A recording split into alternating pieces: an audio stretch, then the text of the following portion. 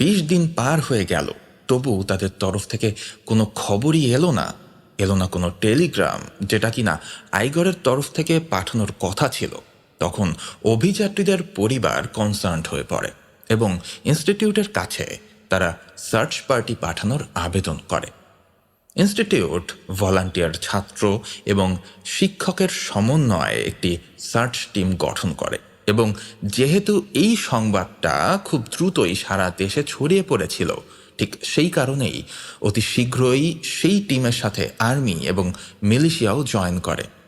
চলুন এইবার এই সার্চ পার্টির বরাতেই জেনে আসা যাক তারা ঠিক কি কি খুঁজে পেয়েছিল তাদের এই অভিযানে। 26 ফেব্রুয়ারি সার্চ টিমের সদস্য মিখাইল শরাভিন প্রথম আবিষ্কার করেন অভিযাত্রী দলের ছিন্ন ভিন্ন হয়ে যাওয়া তাঁবুটি। তাঁবুটি বরফের মাঝে অনেকটাই চাপা পড়া অবস্থায় ছিল